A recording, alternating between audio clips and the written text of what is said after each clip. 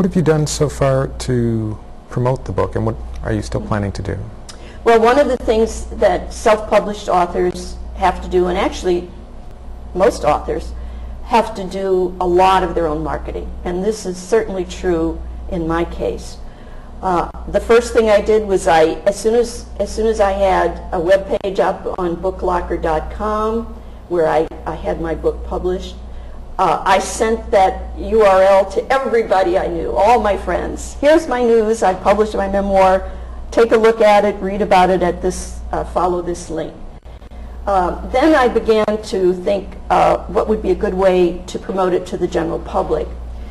It was published this spring in May, and it just so happens that this year is the 4th anniversary of Hurricane Katrina. August, in just a couple of weeks, August 29th of this year, is the 4th anniversary. So I thought, why don't I tie in, at least for now, for this month, the writing about New Orleans and my memories of New Orleans and the devastation that I found when I visited there in 6 months after Katrina, tied into the Katrina anniversary.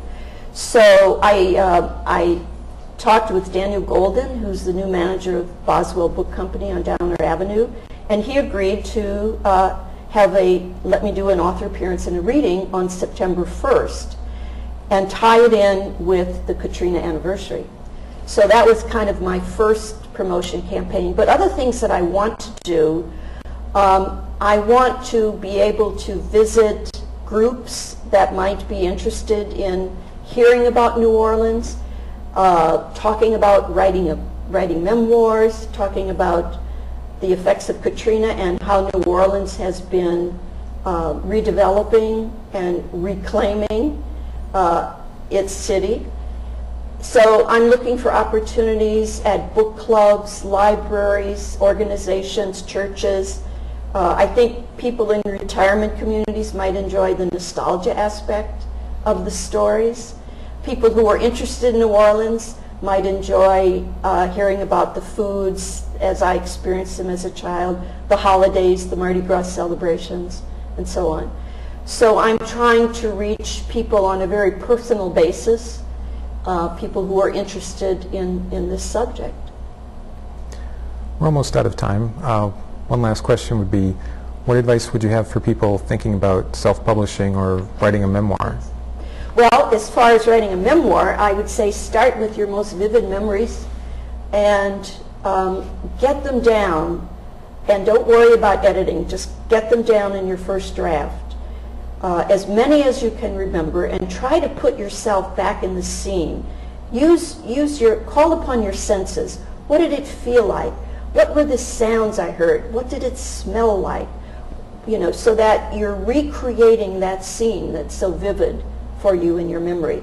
And then you can go back and you can fill in gaps and you can do a little research and you can find out what more you need to do.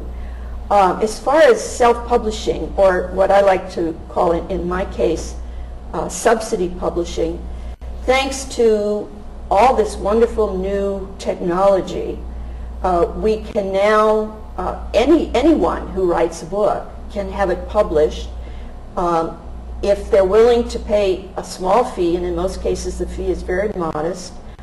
You can work with one of the online publishing sites, and the book is then printed in what's called print on demand, or POD publishing. So the book isn't actually printed until it's ordered. And I published 2 of my books that way. My first was my novel, Pratt U, published 4 years ago, and then of course Reclamation, my memoir. And this is a way that more and more writers can get their work published. It's so hard to break in to the traditional publishing industry, and it's even more so now because many publishers have cut way back because of the economy. But don't go into it without first doing a lot of research. And I've taught workshops on self-publishing and POD publishing, and I encourage people to do research and don't go with the first one you find on the internet, but do a lot of comparison shopping before you decide which way you want to go. Well, thanks for joining us today. Thank you. It was a pleasure. Thanks for watching, and keep reading.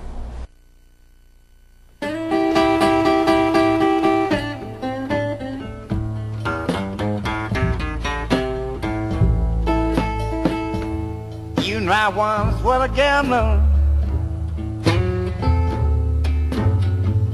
boy, but I lost my money too.